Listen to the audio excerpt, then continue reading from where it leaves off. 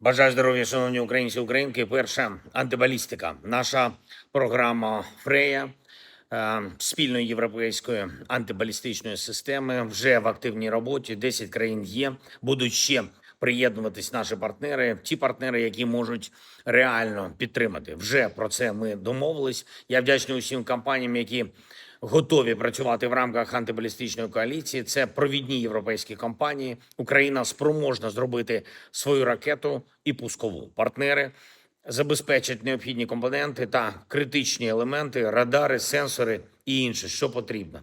Всім в Європі дуже допоможе своя і дійсно масштабна антибалістична програма. Сьогодні ми детально пройшли по тому, що ще потрібно, які кроки від нашої держави, що від наших партнерів, щоб українські виробники зброї, українські розробники могли забезпечити реальний результат. Мінімум країн світу зробили такий антибалістичний проект для себе.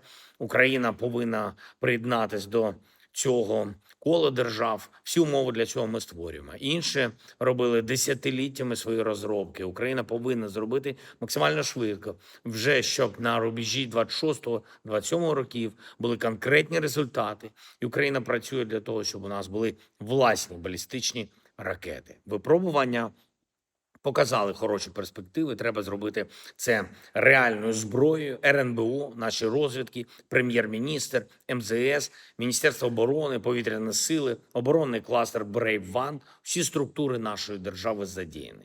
Але зараз виклик номер один – це російські удари. Це означає, що кожен український дипломат, усі наші урядовці Міністерства оборони повинні знати, де у світі є ракети ПАК-2, ПАК-3 для Петріотів, інші ракети для ППО. Потрібні прямі розмови, прямі контакти, нові домовленості.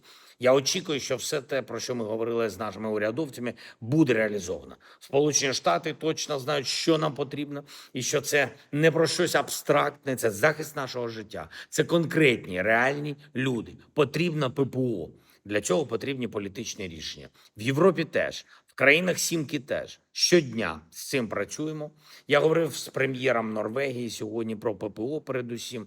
Вчора говорили з Марком Рюте, генсеком НАТО, з президентом Фінляндії. Скоординували нашу активність, контакти з іншими партнерами. Сьогодні обговорили ситуацію по санкціях проти Росії. Проти тих підприємств, тих осіб, які працюють на виробництво балістики в Росії, на завезення критичних компонентів. На жаль, у багатьох країн в санкційних списках досі є прогалини. Я розраховую, що українські урядовці та спеціальні служби, наші розвідки зараз максимально об'єднають зусилля, попрацюють з партнерами, щоб у вересні можна було реально побачити, що кожна юрисдикція, яка справді має вплив та глобальне значення, заблокувала повністю зв'язки з російськими виробниками всієї цієї їхньої зброї. Також це стосується постачальників, компонентів, верстатів, тих, хто дає Росії допомогу в обході фінансових і торгівельних обмежень. Це неприпустимо, що і зараз російська промисловість, яка працює на вбивства, має доступ до світових юрисдикцій. Треба блокувати.